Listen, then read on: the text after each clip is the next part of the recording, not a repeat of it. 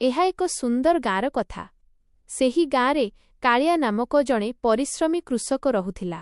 ସେ ପ୍ରତିଦିନ ସକାଳୁ ଉଠି ନିଜ କ୍ଷେତକୁ କାମ କରିବାକୁ ଯାଏ। ଦିନେ ସକାଳେ କାଳିଆ ନିଜ ହଳ ଲଙ୍ଗଳ ଧରି କ୍ଷେତକୁ ଯାଉଥିବା ସମୟରେ ଜଙ୍ଗଲିଆ ରାସ୍ତାରେ ଏକ ଅଜବ ଦୃଶ୍ୟ ଦେଖିବାକୁ ପାଇଲା। ସେ ଦେଖିଲା ଯେ ଏକ ସୁନ୍ଦର ସୁନା ରଙ୍ଗର ପକ୍ଷୀ ଛଟପଟ ହୋଇ ତଳେ ପଡ଼ିଛି। ପକ୍ଷୀଟିର ଡେଣାରେ ଆଘାତ ଲାଗିଥିଲା ଏବଂ ସେ ଉଡ଼ିବାକୁ ଚେଷ୍ଟା କରି ବିଫଳ ହେଉଥିଲା। କାଳିଆ ବହୁତ ଦୟାଳୁ ଥିଲା। ସେ ତୁରନ୍ତ ନିଜ କାମ ଛାଡ଼ି ପକ୍ଷୀଟି ପାଖକୁ ଦୌଡ଼ିଗଲା।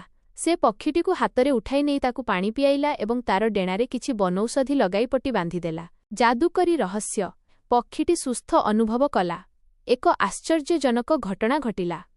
ପକ୍ଷୀଟି ମଣିଷ ସ୍ୱରରେ କହିଲା, ଧନ୍ୟବାଦ କାଳିଆ, ତୁମେ ମୋର ଜୀବନ ବଞ୍ଚାଇଛ। ମୁଁ ଜଣେ ସାଧାରଣ ପକ୍ଷୀ ନୁହେଁ, ମୁଁ ଏହି ଜଙ୍ଗଲର ଏକ ଯାଦୁକରୀ ପକ୍ଷୀ। କାଳିଆ ଆଶ୍ଚର୍ଯ୍ୟ ହୋଇ ଚାହିଁ ରହିଲା। ପକ୍ଷୀଟି ପୁଣି କହିଲା, ତୁମର ଏହି ନିଃସ୍ୱାର୍ଥପର ସେବା ପାଇଁ ମୁଁ ତୁମକୁ ଏକ ବରଦାନ ଦେବାକୁ ଚାହେଁ। ଆଜିଠାରୁ ତୁମ କ୍ଷେତରେ ଯାହା ବି ଫସଲ ହେବ ତାହା ସୁନା ପରି ମୂଲ୍ୟବାନ ହେବ ଏବଂ ତୁମ ଘରେ କେବେ ବି ଅଭାବ ରହିବ ନାହିଁ।